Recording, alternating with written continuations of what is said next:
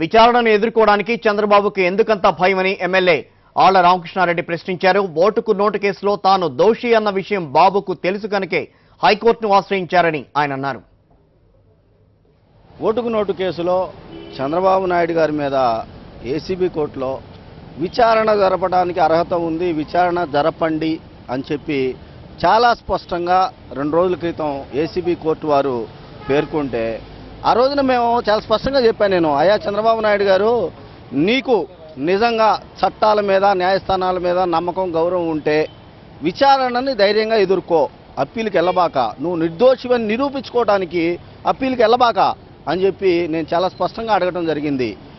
చంద్రబాబు నాయుడు గారిని ఇప్పటికైనా నేను ఒకటి అడుగుతా ఉన్నా, చంద్రబాబు నాయుడు గారు విచారణను ఎదుర్కోవడానికి మీకు ఎందుకు భయము అంటే, మీరు దోషులు, మీరు ఓటుకు నోటు కేసులో మనవాళ్ళు బ్రీఫ్డ్ మీ వాయిస్ నాదే అని మీకు స్పష్టంగా తెలుసు కాబట్టే దాన్ని మేము ఫోరెన్సిక్ ల్యాబ్ ద్వారా టెస్ట్ చేయించి ప్రూవ్ చేయించాం. కాబట్టే పైకి ఈ 2 రోజుల నుంచి కూడా నిద్ర లేకుండా గడుపుతానే నువ్వు పైకి మాత్రం ఆ కేసులో ఏముంది మా వాళ్ళు చూసుకుంటారు, ఇంకో మాట ముందుకెళ్ళి కూడా విలేకరుల మొత్తాన్ని మీరే తేల్చండి, మీరే మాట్లాడుకోండి అని చెప్పినటువంటి నువ్వు మరి ఈరోజు ఎందుకు హైకోర్టును ఆశ్రయించాల్సి వచ్చిందో ప్రజలకి స్పష్టంగా చెప్పాల్సిందే.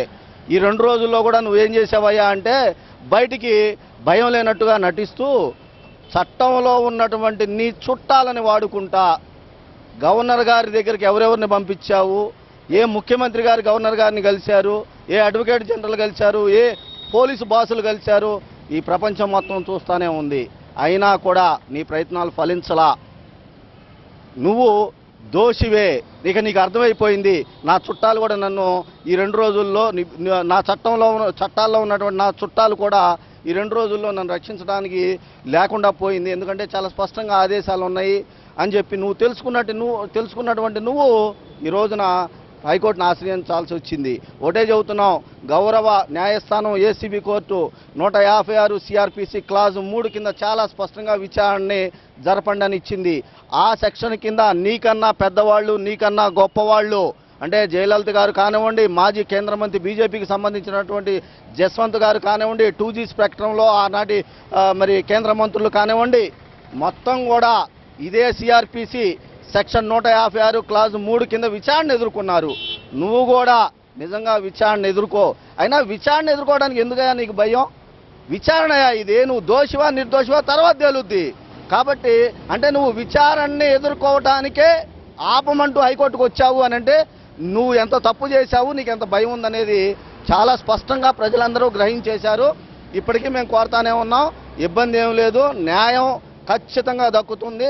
చట్టం ముందు అందరం సమానములే, తప్పు చేసిన వాళ్ళు శిక్ష అనుభవించక తప్పదని చెప్పి ఈ సందర్భంగా తెలియజేస్తాం. ప్రస్తుతం హైకోర్టు దగ్గర మా ప్రతినిధి వాసు ఉన్నారు. వాసు మరిన్ని వివరాలు అందిస్తారు. అసలు వాసు, ఈ కేసుకు సంబంధించి వాదనలు ఎప్పుడు మొదలయ్యే అవకాశం ఉంటుంది? మొత్తం మీద అక్కడ పరిస్థితి ఏంటి ఇప్పుడు?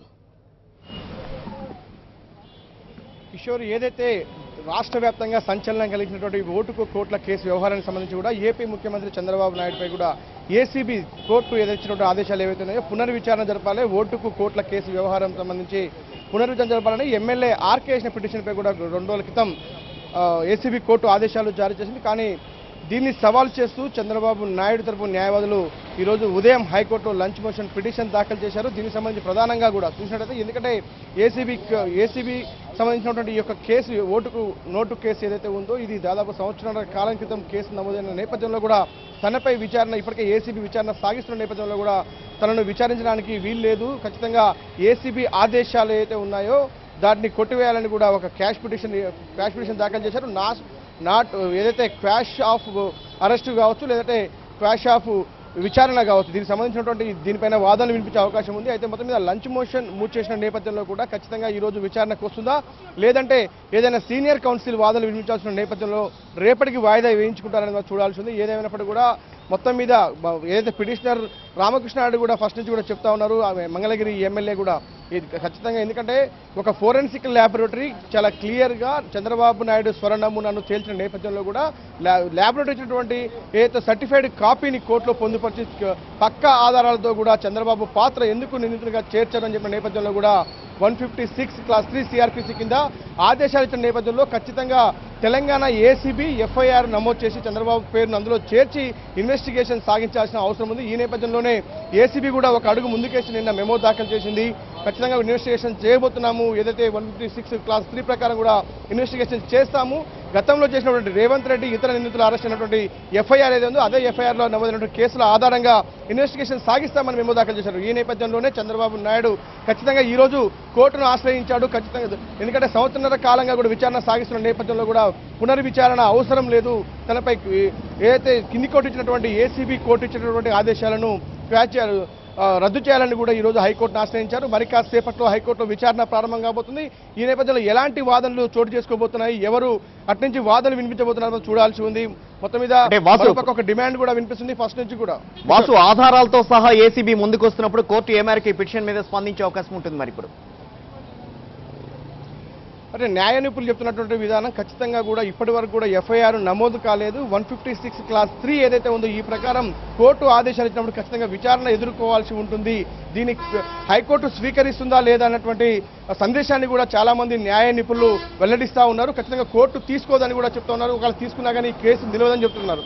అది ఏమైనప్పటికీ కూడా ఎందుకంటే మొదటి నుంచి కూడా చెప్తా ఉన్నారు ఇది కేవలం విచారణ మాత్రమే, ఎంక్వైరీ చేయమని మాత్రమే కోర్టు చెప్పిన నేపథ్యంలో ముందుగా హైకోర్టు ఆశ్రయించాల్సిన అవసరం ఏముందన్నటువంటి ప్రశ్న కూడా ఉత్పన్నమవుతుంది. కానీ ఎట్టి పరిస్థితుల్లో ఫస్ట్ నుంచి కూడా ఎవరు ఈ యొక్క పిటిషన్ వేయకపోతున్నారు. కానీ కొద్దిసేపటి క్రితమే లంచ్ మోషన్ దాఖలు చేసిన నేపథ్యంలో ఎలాంటి వాదనలు జరగబోతున్నాయి, కోర్టు ఎలాంటి ఆదేశాలు ఇవ్వబోతున్నది మాత్రం చూడాల్సి ఉంది.